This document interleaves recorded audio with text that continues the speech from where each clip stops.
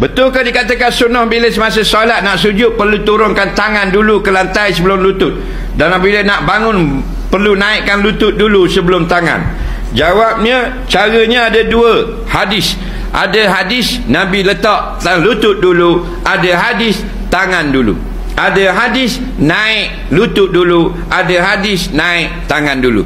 Al-Imam Syafi'i rahimahullah ta'ala, dan imam-imam yang sependapat dengan Imam Syafi'i, dia kata yang paling afdal ialah letak lutut dulu ketika nak sujud.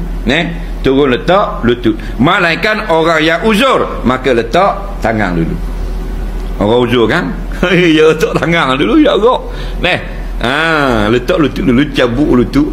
Jangan lutut longgar. Kita orang yang tidak uzur, turun lutut dulu. Sujud. Kalau kita buat akas, orang tanya Imam Nawawi, kalau terbalik ke mana? Dia sujud dahi dulu.